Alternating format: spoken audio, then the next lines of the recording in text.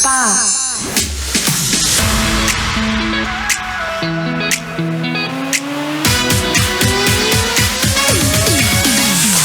At sa mga init dyan, gusto ko lang sabihin na don't worry, ako rin naman naiinitan. Grabe no, grabe na yung init ng panahon na kahit alas 6 at talaga nga namang bumaba na ang araw. Talaga nga namang nanlilimahid pa rin ako. At ikaw, pwedeng nanlilimahid ka pa rin, di ba? Hindi dahil sobrang init ng sinag ng araw, kundi sobrang hirap ng buhay tapos wala ka pang love life. Hoy! Mahal! Happy Friday! At syempre napapakinggan mo ang Spicy Opa mo sa radyo na kapag natikman mo, hanapin mo. Ako to si DJ Kim Chino, makakasama mo ako 6-9 tayo. 6-9 p.m. 6-9 p.m. ako ang iyong makakasama kung ikaw ay nata-traffic ngayon kasi nga Friday tapos gigimik sila, ikaw uuwi lang kasi wala naman love life, di ba? Ako ang iyong makakasama, ako ang iyong mapapakinggan o di kaya ikaw ay nagdodrive. Ay nako, wag mong ililipat ang radyo kasi akong bahala. Akong bahala sa pampadilig ng iyong tuyot na love life. May maraming ganyan na lagi ko sinasabi na at the end of the day, minsan kaya wala tayong love life ay dahil tamad tayong lumandi. May mga ganyan, may mga sobrang magtrabaho, sobrang mamasada, kaya ang ending puro rant sa Facebook nila o di kaya sa kumpare o di kaya sa inuman, walang nagkakagusto sa akin. Paano ang tamad mo nga lumandi? Anyway, kaya tonight sa ating Chinitox, usapang pag-ibig mula sa Spicy Opa mo, DJ Kim Chino, ibibigay ko ang 3 dilig para sa love life mong tuyot.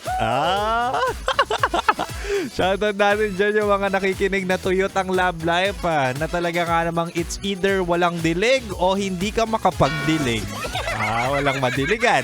Hindi ka nadidiligan. Pwede. Diligan ang pagmamahal ang pinag-uusapan natin dito. Anyway, unang dilig sa tuyot na love life ay dapat ayusin mo muna ang sarili mo.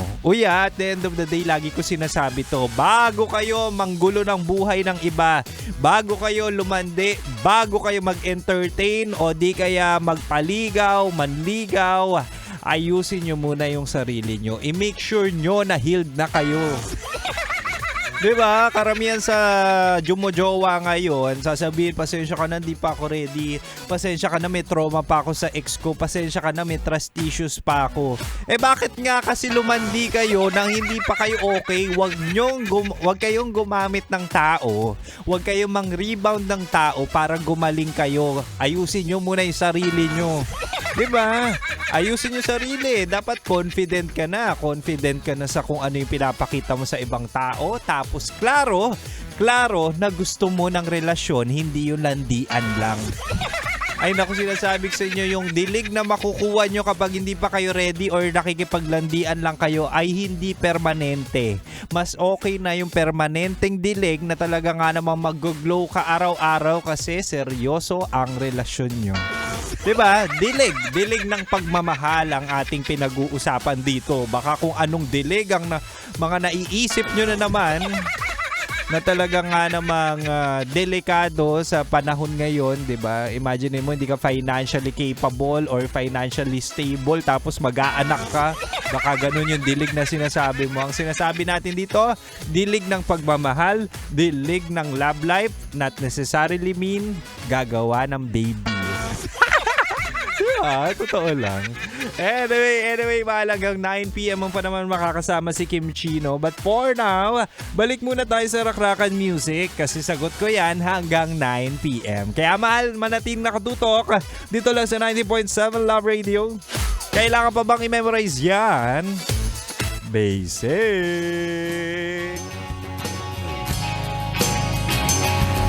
Metro's #1 Love Radio. Basic!